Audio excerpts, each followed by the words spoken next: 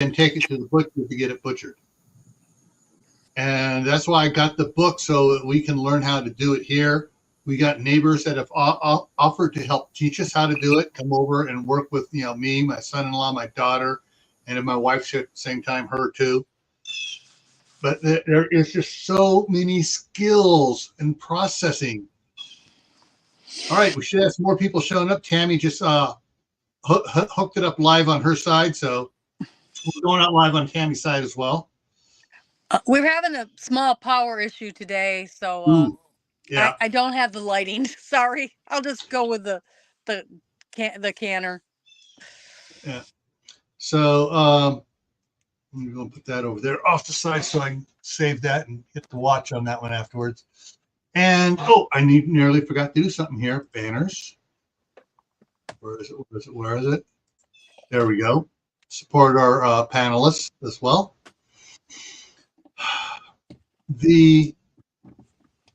Like I said, I've already, as you guys can see, I was spent, going through thinking of every way, and I forgot a bunch of stuff that goes on this list here.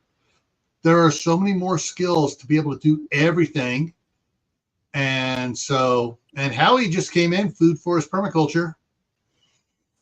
And so there is just so much to do in processing, food. Like I said at the very beginning, for those that have come in afterwards, originally I was going to aim this at the preppers who put out the videos and say, yeah, I can drop a deer at 1,500 yards.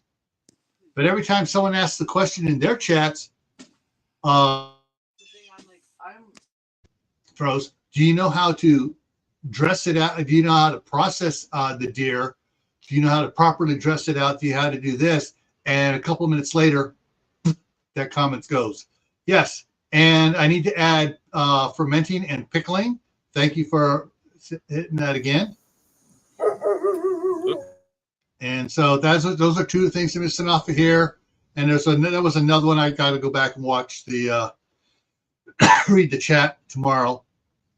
But so there's going to be so much we're going to be going over here. I'm just starting to get into it here, folks.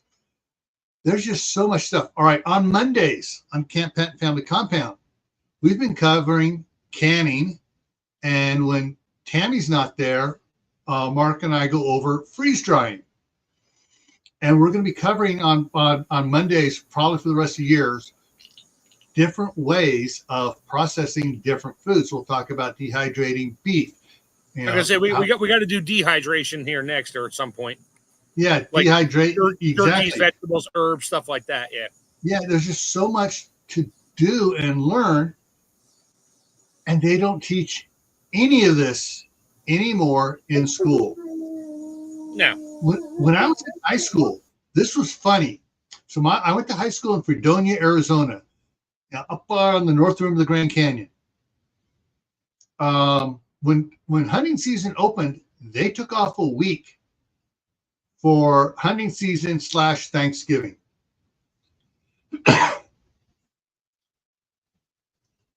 And this teachers offered to take students that hadn't been hunting before out hunting, and a parent, if the parent had been hunting, and teach them how to hunt and how to dress out what they got. Yeah, that was a long time ago there, buddy. 1974, 75. Yeah. So 73. Yeah.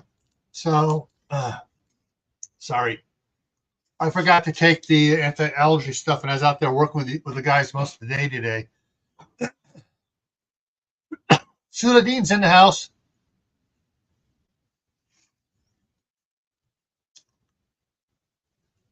Suladean, we talked about wait, hang on, what is this? I'll go back here. Okay, I want to try some of my pressure beef next. So there is just so much stuff. And in the foraging, Howie's the guy to talk to on foraging, as well as Teresa and Lee from Stringfield Ridge Farm. They put out a bunch of videos on foraging back there, Tennessee, I believe it is. So There's just so much here to go that we haven't even touched on here yet. All right, so let's see what the next slide is. What byproducts can you make from all the stuff you are harvesting? And I just threw some things up here. I was filling this slide out, and that's why I started 5 minutes late. I was filling this slide here out. You know, of course, jams, jellies, preserves, nut butters. You can do almond butter. You can do, if you raise peanuts, you can do peanut butter. You can do all the different types of walnut butter. There's a bunch of different butters, nut butters you can make. And then there are, and I didn't put it on here, then there are the fruit butters as well, which is, you got jams, jellies, preserves, and butters. Then you have dairy, and which, dairy being both cow and goat, and yak, if you happen to have a yak, camels. You can milk them, you can separate the cream, you can do ice cream, you can do butter, you can do cheeses. Oh, apple butter. Thank you. That's the one I was thinking of, Kaylin. Apple butter. Howie made blueberry jam yesterday. Sorry, the chat is just flying here now.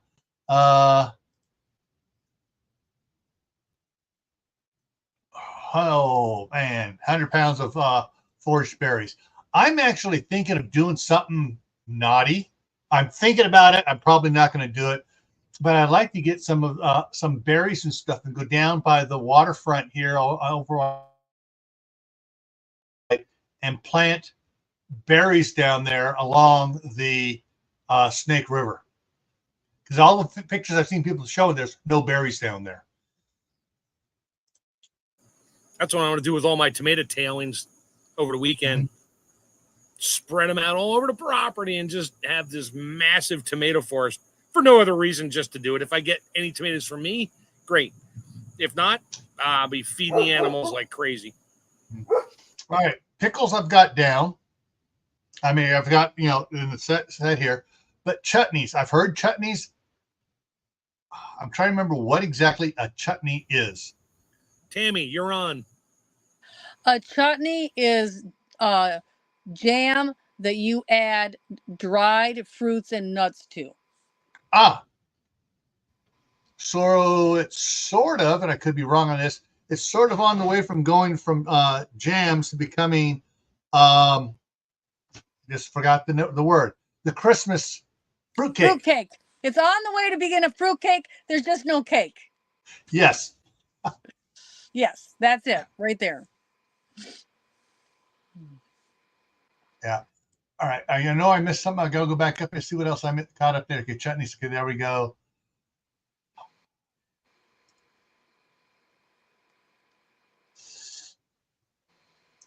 Oh, candies. Yes, there's something else. Hard candies that you can make from fruits. And probably some other things too. What she's saying though is you can use those hard cinnamon candies as a flavoring in like applesauce or other fruits to help preserve it.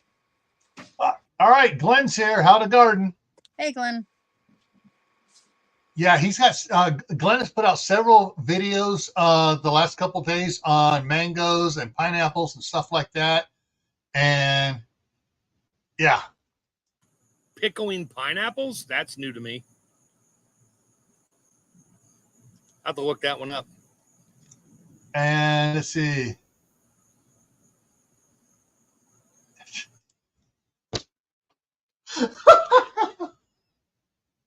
It's like the birds eating tomatoes and dropping the seeds where they poop. And the same thing with the squirrels and the sunflowers. All right. If I get it up here, okay. Yeah, exactly. There we go, shenanigans. Something else I totally forgot about processing from the beefs, from the meats, both, particularly pork. But I've heard you can make soaps from tallow as well. So there's just so much things here. I mean, I know we're just going. I'm pushing it. I was pushing it kind of fast because I figured this was going to drag out for the full time and more. Popsicles or juice popsicles. Yeah, juice. Sugar-free juice popsicles. Do your blend so it's nice and sweet. Pickled pineapple on pizza. Pineapple on pizza will get you shot around here. Pickled pineapple on pizza will probably get you hung and shot at the same time. That's disgusting. Hey, there's nothing better than some good Canadian bacon and pineapple on a pizza, on a deep dish pizza. All right, we're not friends anymore. I got to go.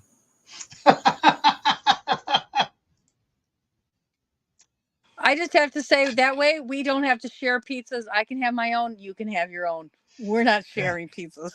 The interesting thing was we used to get pizzas from Domino's and from Pizza Hut when it was up the street, and we get the coupons in the mail, and we get the large, and we split it, and we get the ham and pineapple on the one side, and the pepperoni and salami on the other side. You know, and what was funny is where they kind of met in the middle there. Some of the pepperoni and salami stuff got picked up the pineapple juice. My youngest son, those were the two slices he grabbed the first, right off the bat. And he said there's something about the pineapple, a little bit of the pineapple juice on the salami and pepperoni that just brings out its flavor. I don't know. Yeah. I'm just saying. Sorry, pizza was not invented in Hawaii. No, it was invented in the Mediterranean where they didn't have pineapple at the time. Yeah, they didn't throw fruit on there, but tomatoes are fruit, so that's different. But that's about as far as that went. I had the world's best pizza in Paris, and it was in a little shop around the corner from where we stayed, and it had barely any sauce on it, barely any cheese on it, tomato slices and sardines, but at least I recognized it as pizza. And it was the world's best at that point because I was really sick and tired of eating everything else that I didn't recognize. Yeah. Sardines? There were sardines on it? It was one tomato slice and a sardine across it. Okay. Cool. Okay. So let me tell you, if you can be desperate enough for like recognizable food. I forgive you. Okay. Pineapple might not be the worst thing they put on pizza. I'm just saying. I'm just saying. I love me some anchovies on my salads, but that's me. Yeah. Love anchovies. Super salty little fishy bits. Yeah. Anchovies only belong in Caesar salad dressing. Right. Anchovies are little though. This fish was like a third of the size of the pizza slice. Oh, geez. Yeah. Okay. All right. Sandale. Okay. I'm just seeing who picked up channel members there when I dropped that other 5. All righty. So what else can you guys think of that you can make from milk? Besides what I have listed here. Yogurt. That's a fermentation. Hang on, let me go. That's the last one. Let me go back here, and that's I'm going to fermentation. Yep. And then we're going to go kefir. Hang on. G-U-R-T? Yep. Okay. Kefir is K-E-I-F-E-R. K-E-I-F-E-R? I believe. Don't quote me. It could be Sutherland. It could be the milk product. I don't know. Isn't that basically like a poor... Isn't kefir's like a poor man's mozzarella? No, you can make cheese out of kefir, but it starts out as a yogurt-like drink that has... You use these grains and Okay. You make it into a yogurt with it's a different culture than actual yogurt though. A different bacteria. So that's something that also goes with that, going back here to grains as well. Oh no, it's not that kind of grain. This is a grain of bacteria. Oh, a grain. Okay. It looks like a clear glob of, but it looks like rice clear globs, not like. Oh, it's like the mother from vinegar mother, but not. Yeah. It doesn't make a SCOBY. It makes little things that look like little grains. Yeah. Now there's interesting thing in some of the videos I've been watching and the reels especially. There are two types of ancient pre 1865 grains. 1865 is the year, when wheat used to grow, 5, 6, 7 feet tall, and it was the wheat berries were very, very easily digested, and you didn't have all this byproduct from it, because the gluten was low. That was before man got involved. Yeah. Yes, exactly. Yeah. Well, actually, see, man's been involved, but a different way. Yeah. We got these couple scientists here in America getting involved in it, and that's the problem. But the gluten was very easily digested. Some of the other enzymes and stuff in it were easily digested. Now you practically have to have a cast iron stomach to do it without suddenly coming up with an allergy to gluten or an allergy to the bran or the allergy to different parts of the wheat, which didn't exist before the Civil War. But I found two different, and I forgot to write the second one down. The first one is a type of wheat begins with an E. And corn. Yeah, that's it. That's it right there. AINKHORNE. All right. That's pretty much the most. And then there's another one that was started with an A that I just saw on a video yesterday, but I had grandkids come storming in at the time, and I forgot to save that across. I was gonna say Calmut, CALMUT, is another one that's ancient and foremost. Both of those I did check. You can buy those online, and you can get a 1 pound package or a 5 pound package, or a 25 pound bag of the wheat berries, or you can order them online from Azure Standard, and they're 100% organic grown, and yes, they're not cheap, but they are very readily available and will be shipped right to your house now. You don't even have to go to a pickup zone anymore. Yeah. Azure Standard does farm to house. All right. Thank you, Lee. That's the other wheat. And that's the thing, is these wheats, they've made bread from these wheats and given it to kids and adults that have gluten allergies, and it didn't bother them at all. So another thing to work on as far as doing your prepping or your homesteading or whatever it is you're doing out there is try growing some of those. If you have enough area to do it, try experimenting growing some of those types of wheat and see how hard it is and see how it can work. And if worse comes to worse, if you have like several 5-gallon buckets full of these type of wheat berries, hey, you can plant those. You just got to make sure you're not within there's a mileage versus wind velocity. You don't need to worry another field that has a different kind of wheat on it. Yeah. Well, if you're in the city, you don't have to worry about that.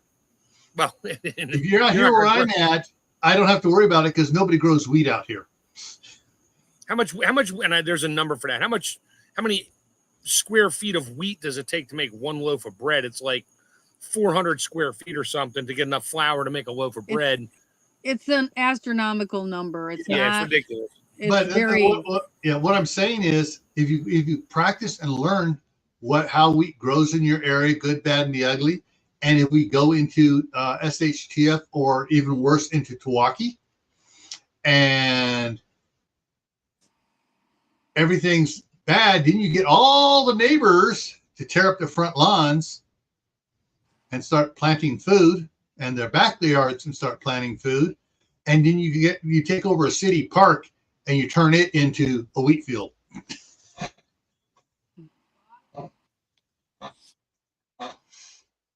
All right, so crap.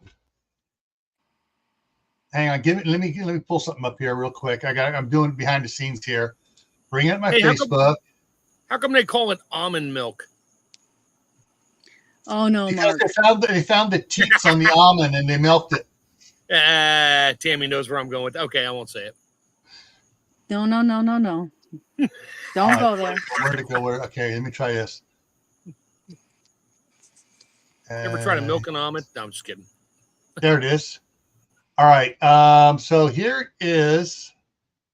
Let me go. I'm putting a link in here specifically for Duke by V and anybody else. This is the Azure Standards Facebook link, and from there you can go to find their stuff. And they always talk about, it has some good information coming out on the on some of their stuff there, on Facebook. So there's the link there. And I think I pretty much can hit save on that. So I save that and get us up here. Now I need to pull some other stuff around here for you guys. So, all right. So here's Azure's Azure standard stuff. August sale flyers out. They got all sorts of cool stuff posts going out here. So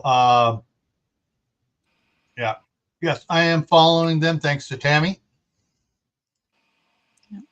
And I receive nothing from them. I don't get anything from them. I'm not. Neither do I.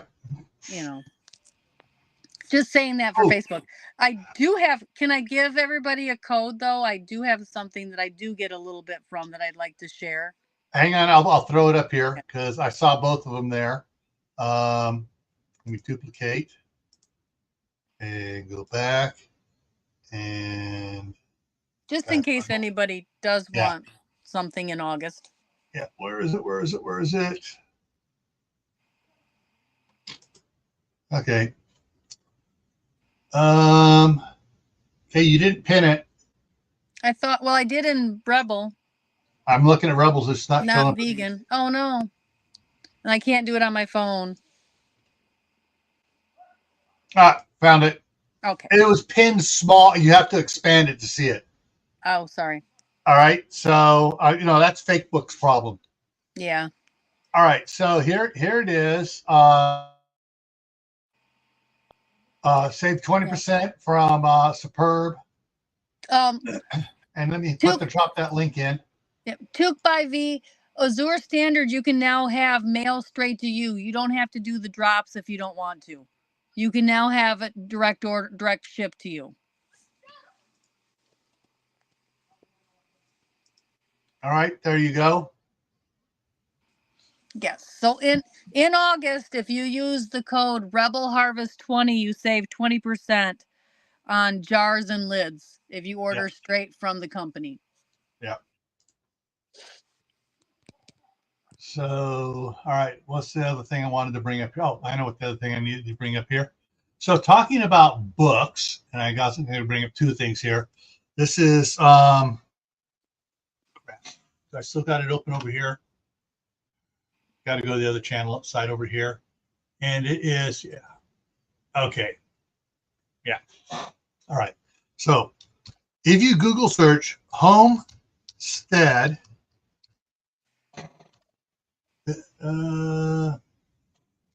food processing.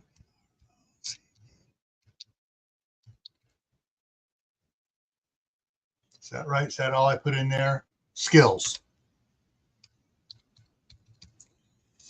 So let's see how this comes up here. So that's what I put in there, and I hit enter. And then I do images.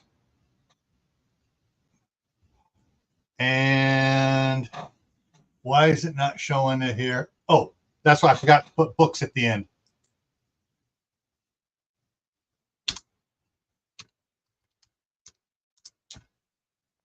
There's your a whole mess of processing different foods, chickens, vegetables, rabbits, a lot of stuff, milk, everything. You got all sorts of information here on it. So I just took it to the images. So, and you click on an image and you can visit the page. You can go visit the page. So that's what I put on there. Now, the other thing, I'm going to go up here, wish list, books. So we got meals in a jar, batching, tailors, water bathing, bread science. But these two books here, the butchering beef and butchering poultry, rabbit, lamb, goat, and pork. Oh, wow. And this dropped 21%. The beef one did. So it's now, yeah. But these are some of the books processing meats that you might be interested in. There's probably one on processing. I'll go ahead and drop the links for these for you guys. If anybody's interested in these are both by Adam Danforth, and I love it.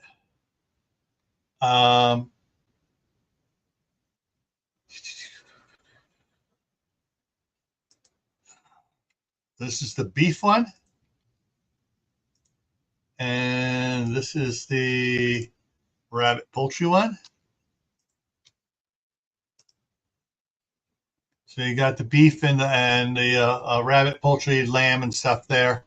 So you got the links to those, but there is a lot of books that you need to add to your prepper library or your homesteading library, or if you're like Uncle Al, your survivalist library. And there's just so much to do. All right, Glenn, take care.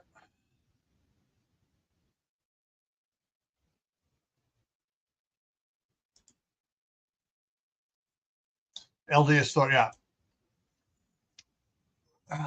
So there are, like I said, there are plenty of books and stuff here on harvesting, processing, and doing a lot of the stuff we may soon wind up having to do if history repeats itself.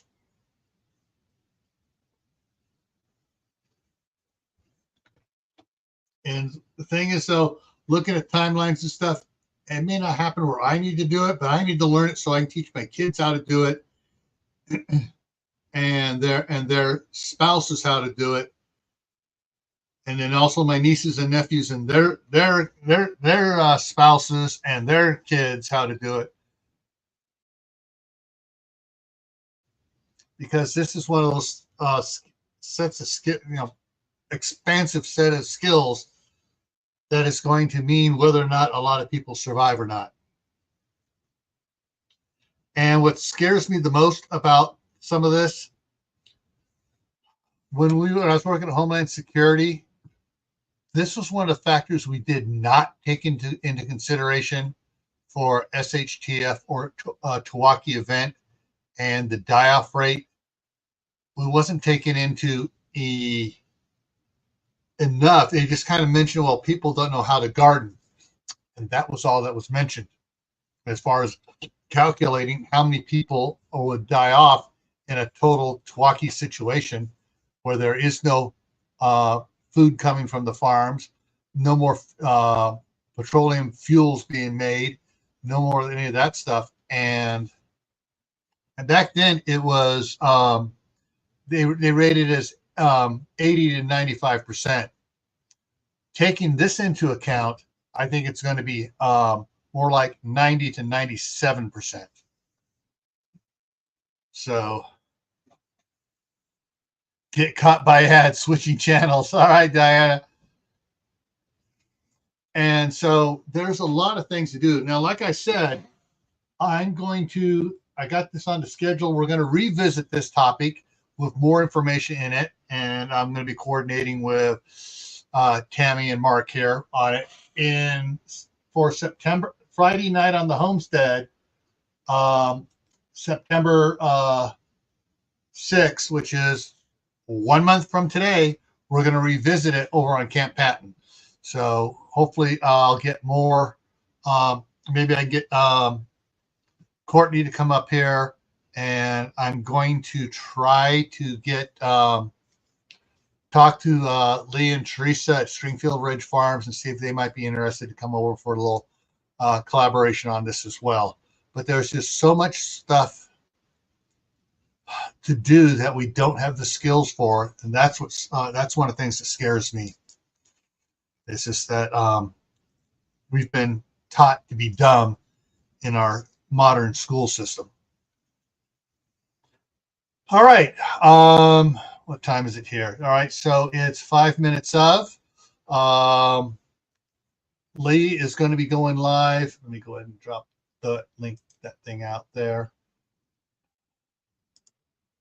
And check and see if I can bring up the link for his live stream coming up here. And there it is. So they're going over Chapter 11, bugging out on Cold War Preppers channel here in about 6-7 minutes. And here's the link to Cold War Prepper.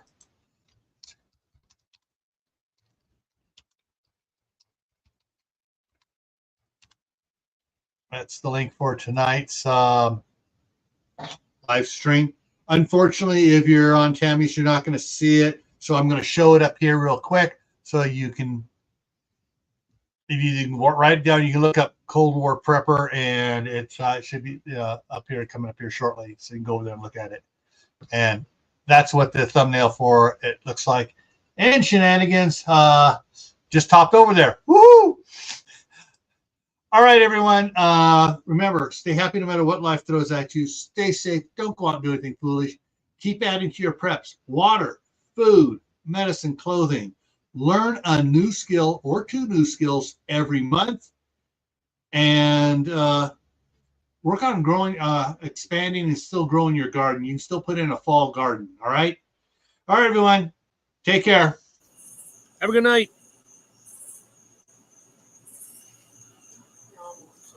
Now we'll see how long it takes.